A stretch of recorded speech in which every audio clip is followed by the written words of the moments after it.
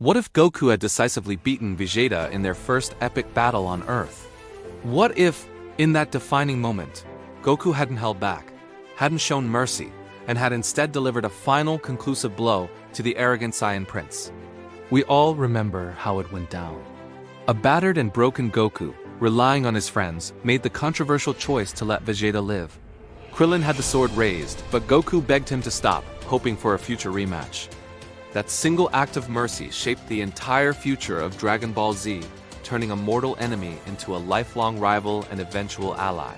But today, we're diving into an alternate timeline. We're exploring a world where Goku's Saiyan instincts took over, where his desire to protect his home and his friends overshadowed his desire for a good fight. Let's see just how different the universe would be if Goku had won, decisively. The scene is a desolate wasteland. The dust settles from Goku's Kamehameha clashing with Vegeta's Gallic gun. In our timeline, Goku pushed his body to its absolute limit with the Kaioken X4, crippling himself in the process. But in this new reality, something shifts. Perhaps Goku, seeing the devastation and the loss of his friends, taps into a deeper well of resolve. He pushes the Kaioken just a little further, maybe a Kaioken by 5 for a split second, or he simply overpowers Vegeta with a more focused and ruthless assault. The Kamehameha doesn't just push Vegeta's attack back, it engulfs him completely. The Prince of all Saiyans is defeated, not just beaten, but utterly and permanently removed from the picture. The immediate consequences are staggering. With Vegeta gone, the first to feel the change is Nappa. In the original story, Vegeta mercilessly executed his own comrade for failing. Here, with Vegeta defeated, Nappa is left facing Goku, Krillin, and Gohan. Though Goku is exhausted, Nappa is already severely injured. It's highly likely that the combined efforts of the remaining Z fighters would be more than enough to finish him off. 2 Saiyan invaders, 2 threats eliminated. Earth is safe, for now. But this victory comes at a cost. The original battle pushed Goku, Gohan, and Krillin to their absolute limits and beyond. It forged a new level of strength and resolve in them. Without that desperate struggle against an escaping, infuriated Vegeta in his Great Ape form, their power gains might not be as significant. Gohan, in particular, never gets that moment to shine against the Saiyan Prince, a crucial step in his development as a fighter. The most immediate change, of course, is the aftermath. There is no desperate chase, no Gohan transforming into a Great Ape, and no Krillin standing with Yajirobe's sword. The battle ends there.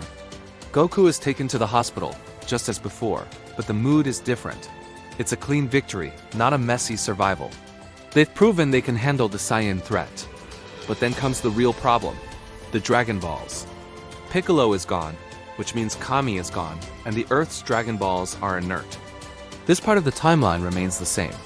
The hope for reviving their fallen friends, Yamcha, Tien Chiaotzu, and Piccolo still rests on a whispered name, Namek. Krillin overheard Vegeta and Nappa talking about the Namekian Dragon Balls, so the mission to go to space is still on.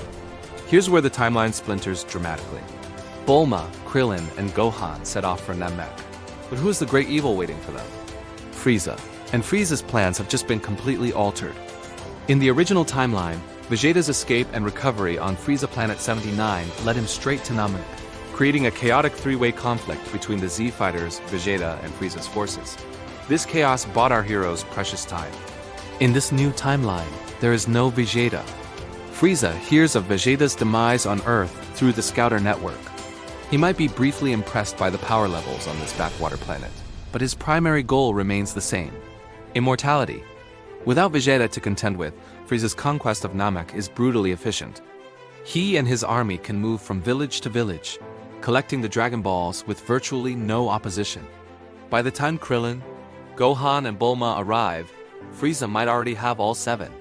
The quest for immortality could be over before our heroes even land. Let's assume, for the sake of the story, that our heroes arrive just as Frieza is closing in on the final Dragon Ball. The situation is dire. Krillin and Gohan's power levels are much lower than they were in the Prime timeline. They never had their potential unlocked by Guru because without Vegeta hunting them, they would likely adopt a much more cautious, stealthy approach, never drawing enough attention to be found by him. Meanwhile, Goku finishes his healing and heads to Namek in his custom-built ship.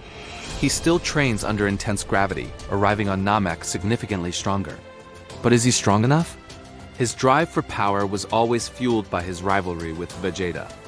Without that constant benchmark, that ever-present goal of surpassing the prince, does Goku push himself as hard? It's debatable. He would still be incredibly powerful, but perhaps not at the level he reached in the original story. This brings us to our pivotal moment. Goku arrives on Namek, but instead of finding a battlefield with Krillin, Gohan, and a beaten Vegeta fighting against the Jinyu force, he finds something far worse. He finds a Namek that has already been conquered. He finds Frieza, perhaps already having made his wish for immortality. Or, in a more dramatic twist, he arrives just as Frieza is about to make his wish, and the Jinyu force is simply standing guard. There is no Captain Jinyu body swap saga, because the conflict never escalated to that point. The Z fighters would have been easily defeated or killed by Frieza's elite soldiers like Dodoria and Zarbin. So Goku arrives to find his friends gone, and Frieza, flanked by the Jinyu force, holding the Dragon Balls. This is a nightmare scenario. Goku, even with his gravity training, cannot take on Frieza and the entire Jinyu force at once. He would be overwhelmed. The ensuing battle would be a desperate, hopeless last stand. In this timeline, the legendary Super Saiyan transformation is far less likely to occur. The trigger for that transformation wasn't just anger. It was the culmination of his entire journey. It was the death of Vegeta, his rival, who in his final moments, tearfully confessed the truth of their race. None of that emotional foundation exists here.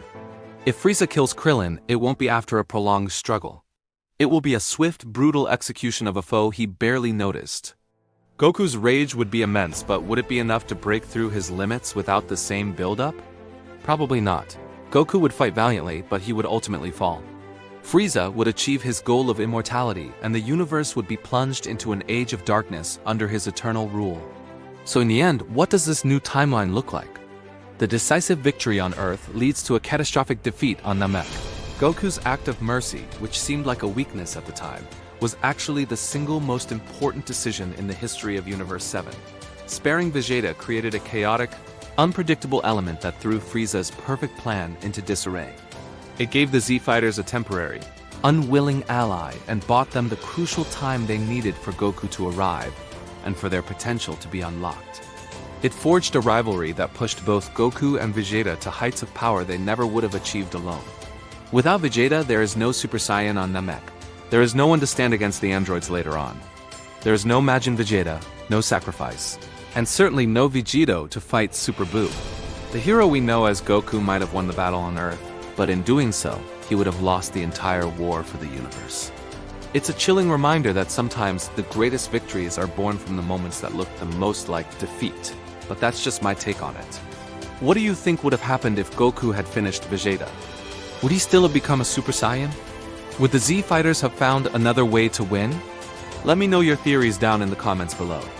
And if you enjoy diving into alternate Dragon Ball timelines like this one, make sure to hit that like button and subscribe for more what-if scenarios. Thanks for watching.